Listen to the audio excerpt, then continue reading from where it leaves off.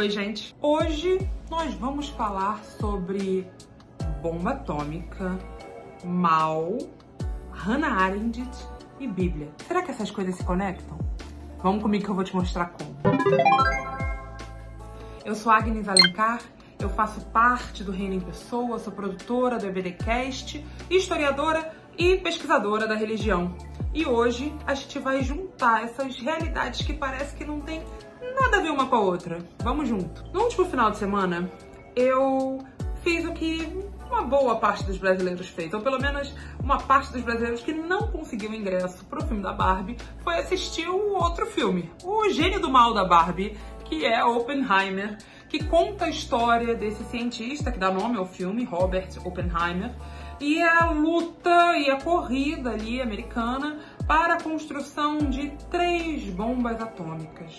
Uma para testar e ver se deu certo, uma segunda para mostrar para o inimigo que esse poderio existe, uma terceira para mostrar que esse poder de destruição pode ser reproduzido. Enquanto estava ali vendo o filme do Nolan e pensando um pouco sobre tudo aquilo que estava em jogo ali, eu lembrei de um artigo que eu gosto muito, de um historiador italiano, que está nesse livro aqui, que o Brian vai colocar aqui do lado a capa do livro, Olhos de Madeira, publicado pela Companhia das Letras.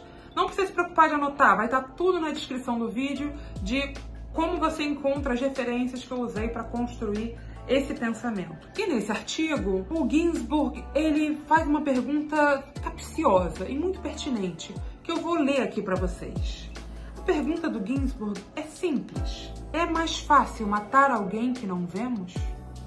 O título do artigo é Matar um mandarim chinês, e essa pergunta ele chama de as implicações morais da distância. E essa é a nossa pergunta aqui hoje, é a nossa primeira pergunta que você vai segurar aí com você enquanto a gente conversa um pouquinho sobre esse contexto, né? Ao longo da história humana, a ciência e a arte de guerrear caminharam juntas. Muitas das... Pode pensar aí, alguns artefatos que são fruto de guerra. Avião bombardeiro. De onde se inventou isso?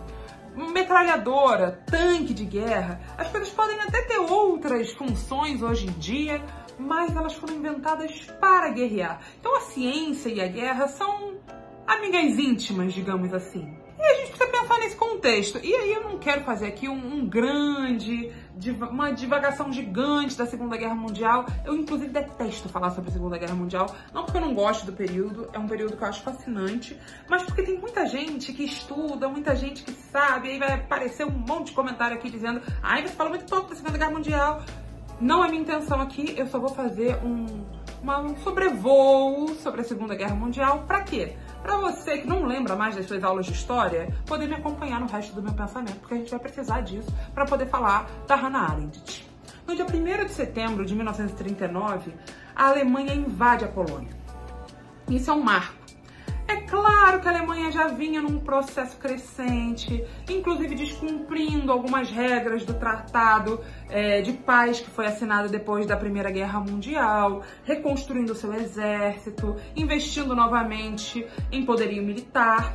Mas é só em 1939 que é considerado esse estopim, é quando as potências ali vizinhas não conseguem mais silenciar o que está acontecendo e escolhem declarar guerra à Alemanha. E essas potências eu estou chamando aqui de França e Império Britânico. São as duas potências que primeiro declaram guerra à Alemanha, e essa guerra começa a se desenrolar ali de 1939 a 1941, praticamente, com uma guerra que é praticamente europeia. Não tem muita gente de fora. Só que entra ali, né, nessa seara o Japão, que tá tentando anexar a China, tá invadindo um território aqui, um território ali, aliado dos alemães, aliado da Itália de Mussolini.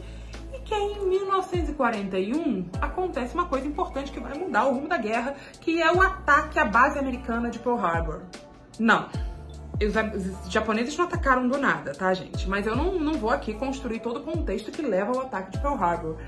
Se você tiver interesse, você pode ler uma bibliografia sobre isso. Vou deixar aqui na descrição. Bibliografia séria, não um filme do Josh Hartnett, ok? Vamos lá, então. Tá acontecendo isso no mundo.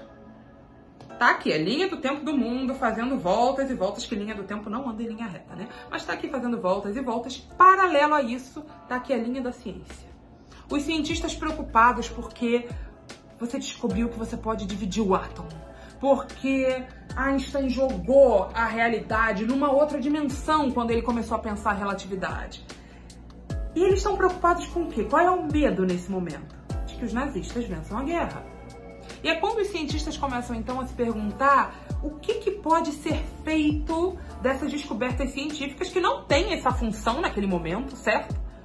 Mas que podem se desdobrar em algo mais. E é nesse momento que começa uma corrida para ver quem vai construir a primeira bomba atômica. E é sobre isso que o filme fala. O filme constrói um pouco desse contexto, nos dá uma noçãozinha de um pouco dessa discussão moral. E tem uma fala belíssima no filme que nós vamos nos apegar a ela, é uma pergunta importante para esse vídeo, em que o cientista pergunta: será que a gente quer que o ápice, o resultado de 300 anos de pesquisa científica seja uma bomba, uma arma de destruição em massa? Segura essa pergunta. A Segunda Guerra Mundial, ela divide a nossa realidade em duas. Não tem ciência humana que não tenha repensado a sua forma de ser e existir e o seu papel no mundo depois da Segunda Guerra Mundial. Se você for para a teologia europeia, tem inúmeros textos se perguntando sobre o problema do mal, o Holocausto, como é que você pensa Deus depois do Holocausto. As ciências humanas, elas estão se perguntando isso. Se você vai para a filosofia, você tem um Theodor Adorno perguntando: como é que a gente faz educação depois de Auschwitz? Então, assim, a Segunda Guerra Mundial, ela desnuda, assim, desvela pra gente horrores dos quais nós não imaginávamos que o ser humano era capaz. E é nesse sentido, nesse processo do pós-guerra, que a gente encontra essa nossa filósofa que eu tô convidando agora para conversar com a gente nesse vídeo, que é a Hannah Arendt. Ela é uma filósofa judia, radicada nos Estados Unidos, exilada durante o período da Segunda Grande Guerra para fugir mesmo da deportação forçada a que os judeus eram obrigados ali nos territórios alemães. E aí, ali pela década de 60, estava um processo de caça e julgamento de nazistas que tinham fugido ou que tinham conseguido, de alguma forma, evadir a justiça. E é nesse contexto que um homem chamado Adolf Eichmann é sequestrado na Argentina, levado para Jerusalém para ser julgado num tribunal lá pelos seus crimes. Inclusive, entre os crimes, todo o processo de logística de deportação de judeus para os campos nazistas. E aí, Hannah Arendt surpreende a todos, mandando uma mensagem para The New Yorker, que é uma revista importante, e se propondo a ser a correspondente que vai a Jerusalém para pensar e descrever e reportar esse caso.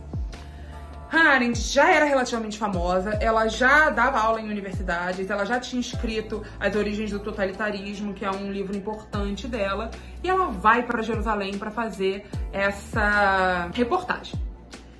A primeira coisa que choca e que ela tenta traduzir isso nesses artigos, que eram artigos para pessoas como eu e você lermos. Hoje esse livro está publicado em português, também pela Companhia das Letras. Você pode adquirir e deve. É o tipo de leitura que todo mundo deveria ler na vida. Sempre. Devia ser leitura obrigatória. Eu fui obrigada a ler O Fantasma da Ópera. Eu acho que Eichmann em Jerusalém seria muito melhor. Porém, se você não leu, leia. Ela chega e ela se depara com o quê? O que ela espera e o que ela se depara? Quando você fala de um nazista que deportava judeus para campos de concentração, ela estava esperando um monstro e ela encontra um homem comum. Um homem comum criado num lar protestante, com uma esposa cristã devota, pai de família, e isso gera um certo desconforto. O mal tem uma cara ordinária, comum. Aquele homem, quando se justificava, explicava que ele não tinha culpa, ele não enxergava a sua própria culpa, ele não tinha remorso, o que ele dizia?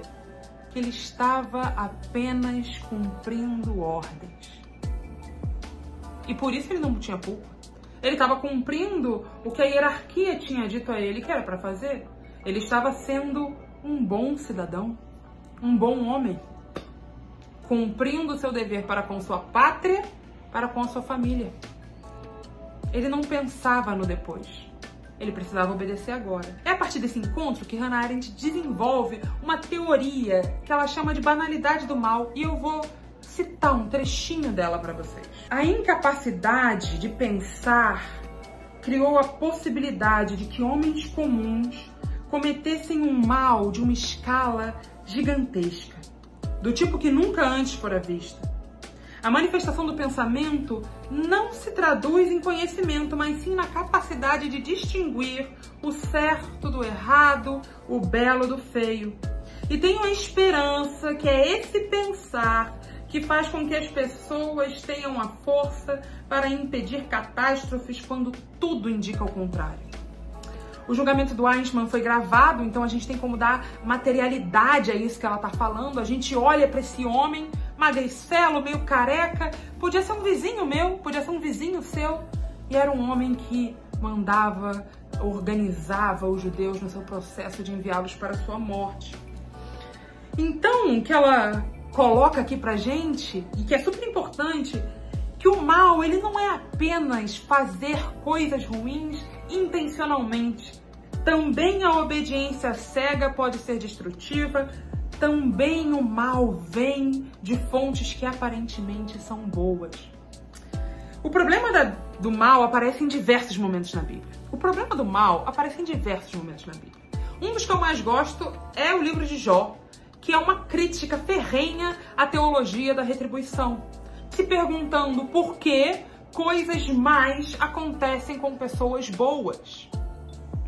Não só o livro de Jó se faz essa pergunta, mas também o livro de Eclesiastes se faz essa pergunta quando fala: uai, nem sempre são os mais velozes que vencem a corrida, nem sempre são os mais fortes que vencem a guerra.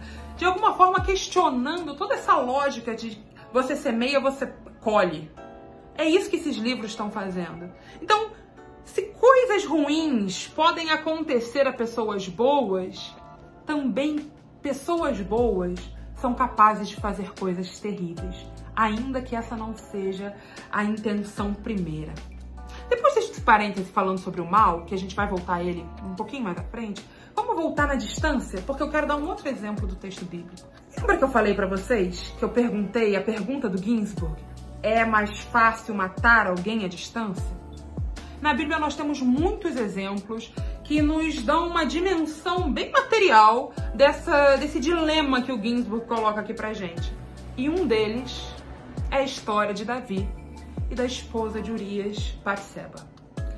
Davi cobiça Batseba, deseja Batseba, se deita com Batseba no que hoje a gente chama de um estupro, porque ela não tinha condições de dizer não. Ela foi levada até a casa do rei. A Bíblia fala que com os seus oficiais, essa história está lá em Samuel, você pode ler. São os oficiais do rei que vão buscar Batseba. Ela não tinha muita escolha, a gente não sabe se ela tem agência. O rei quer, o rei toma, o rei faz. E ela engravida. E aí quando ela engravida, ela manda a notícia pro rei, e a primeira coisa que Davi tenta fazer é consertar essa burrada que ele fez. Então ele manda vir Urias para ele vir para casa e ver se ele vai em casa, se deita com Batseba e assume que o filho é dele. Ele tenta enganar Urias. Mas Urias era um servo obediente do rei, solidário com seus companheiros no campo de batalha, e se recusa a ter prazer com a sua mulher enquanto os seus companheiros estão dormindo nos acampamentos. O rei tenta 2, 3 vezes, não consegue. Então ele chama Urias, escreve uma carta para o comandante do exército, dizendo: coloca Urias na parte mais violenta do combate para que ele seja ferido e morra. Davi não mata Urias com as próprias mãos. Davi mata Urias de longe, onde ele não pode ver. E aí a gente vê esse homem, Urias, que está ali obedecendo ordens ao entregar para o capitão, para o general, para o comandante, a sua sentença de morte. E a gente vê esse comandante acatando uma ordem real que vai matar um dos seus homens, um dos seus soldados, porque o rei mandou.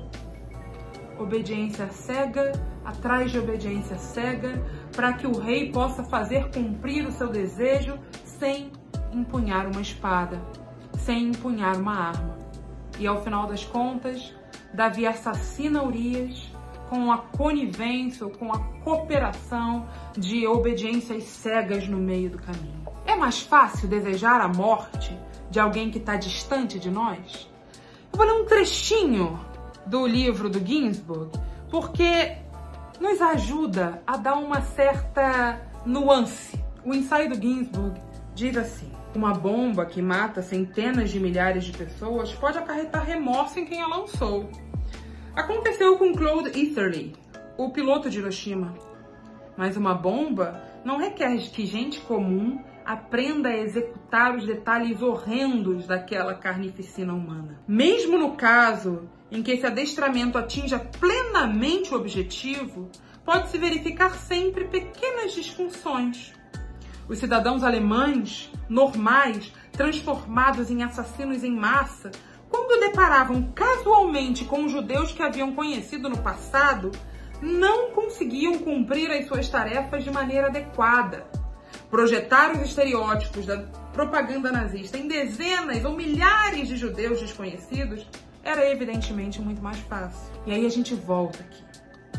Oppenheimer me levou a esses lugares e me lembrou que nós vivemos alguns tempos muito sombrios, em que homens de bem, pastores que se dizem tementes a Deus, desejam e incitam a morte de uma determinada minoria, de algumas pessoas, seja por causa da sua sexualidade, seja porque a opinião política é diferente. E aí nós vemos esse eco de homens que são ditos de Deus incitando o povo a matar, incitando com seu discurso. Recentemente, a minha amiga Ana Esther escreveu um texto para a Carta Capital, no qual ela traz um pouco desses eventos que têm acontecido, e eu queria citar um trechinho que ela fala do Timothy Fitzgerald, num livro chamado Discourse on Civility and Barbarity, Discurso sobre a Civilidade e a Barbárie. E ela fala, o autor fala, palavras criam mundos, especialmente aquelas categorias que ordenam os discursos dominantes. Então esse discurso de ódio, esse discurso que a gente ouve no púlpito, ele não tá só no púlpito, ele tá criando um outro mundo.